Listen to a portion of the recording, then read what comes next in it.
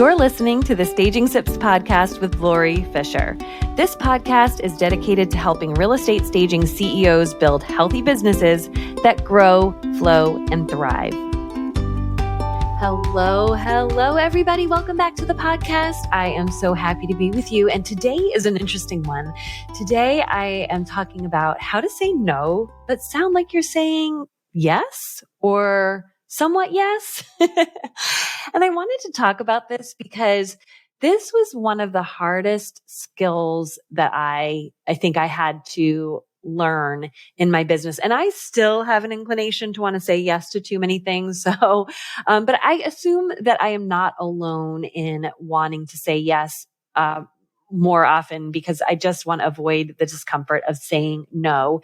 And it's so crazy because it can feel so hard, but also just like awkward and wrong to say no. And then you add the fact that you're saying it in the context of operating a business, and it can feel even more complicated to say no. I know for me, I wanted to over deliver. I wanted like everyone to be happy. I wanted my realtors to be like, oh, she always comes through for us. She's always there. And like feel like it was just like such a high level of commitment to them and their business and their clients. And, I don't know. I think it was more ego and scarcity when I think about it. I was literally willing to not honor any of my own commitments to myself if a client wanted something. I have even skipped things that I was planning to like go to for my children. And hopefully they're not listening, because a client called and I managed at the last minute to like figure out how to get at least some aspect of that appointment done. And maybe talk myself into the fact that there would be another baseball game. There'd be another whatever it was. So a lot of rationalizing. And honestly, the biggest problem that I had was that I hadn't prepared to say no.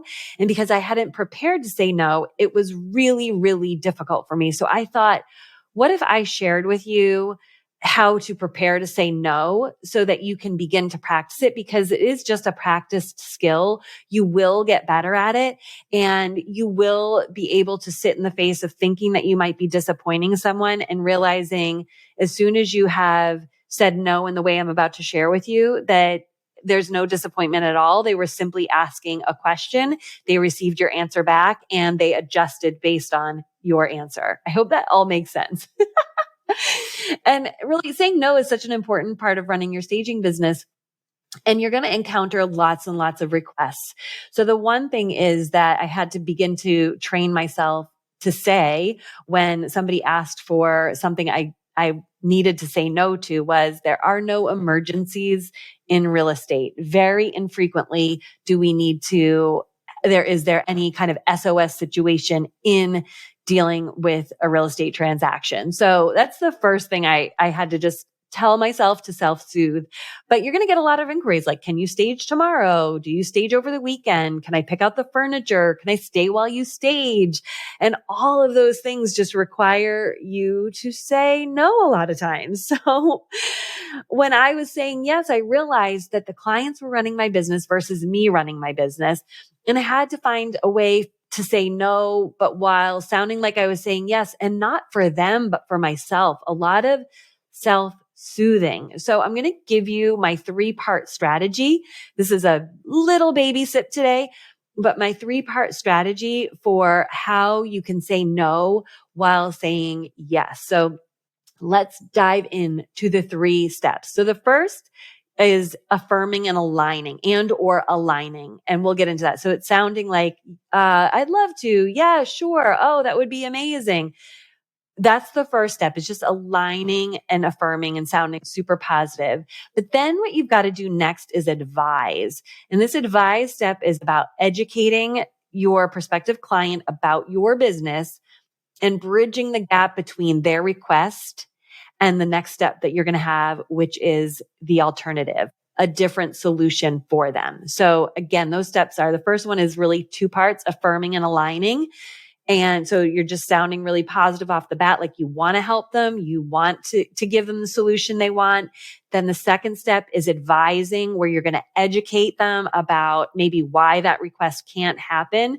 And that's going to bridge the gap to your alternative, the solution you're going to give them next. So let's break down how that works with some of those requests that I just came up with. And then you can use this framework over and over and over again as you encounter other requests that you're going to get. And then also, if you want to, you can go back to episode 6, I believe it is, about grounded communication and grounded neutral communication. And there's a communication plan that you can get there. And the link to it. And we can put the link to that in the show notes as well, where it has a lot of the questions people ask and the solutions that you might be able to offer to them and how to communicate it in a grounded and neutral way. And this is a part of that. So how would this look when someone asks, can you stage tomorrow? So we're going to start by the affirming and aligning, which is, we'd love to stage for you tomorrow if we could. Like, we'd love that. That would be amazing. The next step is advising. Unfortunately, we're completely booked, and we're usually booked out X number of days. This way, if it is a new client to you who you're expecting repeat business from, you can give them the framework for how far out they really need to be thinking, like what's a realistic expectation.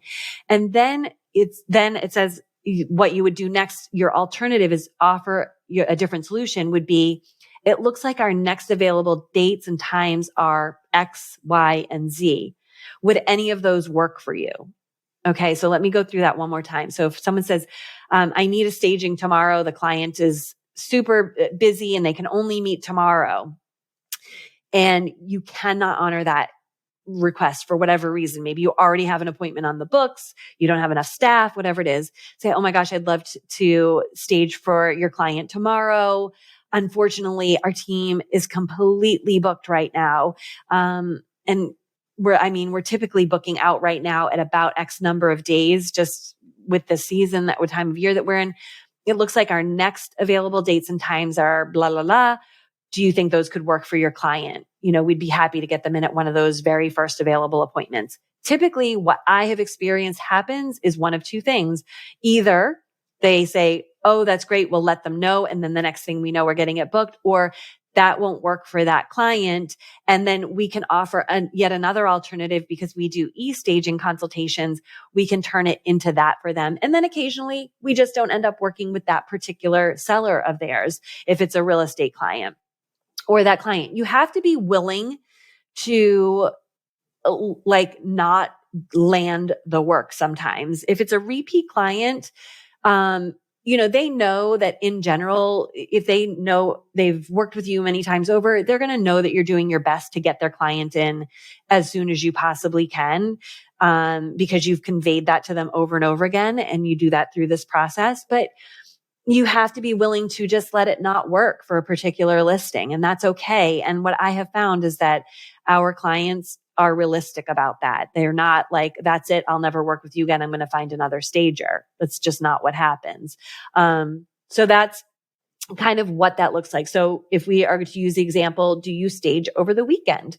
We'd love to stage for you over the weekend. Unfortunately, we do not work on weekends. It looks like our next available dates and times are X. Would any of those work for you?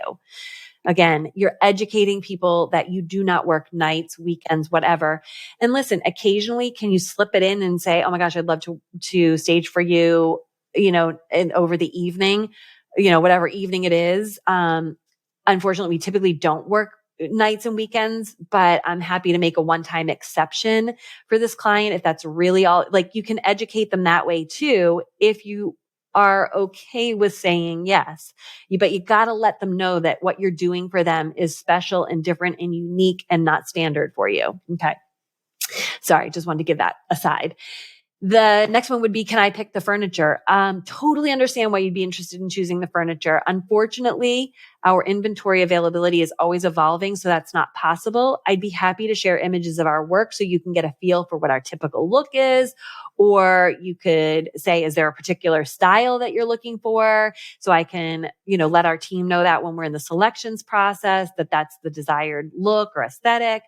anything like that. So again, you're going through that process of aligning, advising, and offering your alternative solution. The next is, can I stay with you to stage?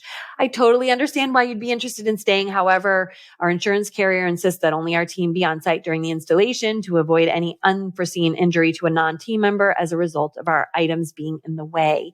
We'd be happy to send you photos at the end of the day or text you when we're almost finished so you can stop in and see what we've done. Again, just another way that you can do that. Or you don't even have to do the insurance carrier. I mean, it's sometimes nice to lean on that, but you can also say, totally understand why you'd want to stay. Unfortunately, in order for us to implement your job in a timely manner, we have just found that it is better that you stay off site and don't watch the sausage being made, as it were. Like you can do it that way as well. Whatever feels best for you, but the framework is always going to be that framework of affirm and align, advise, and then offer the alternative solution. So this is a little baby step for you, but hope that it helps you be strategically ready to say no when the situation is presented to you. I hope you have a wicked good week, and I will see you on the next episode. Bye for now. Thank you so much for listening to the Staging Sips podcast. If you love what you've learned here today and you want to go deeper and learn even more about how to market and grow your staging business more strategically, I would love for you to join us inside of the Rethink You Accelerate Mentorship Program.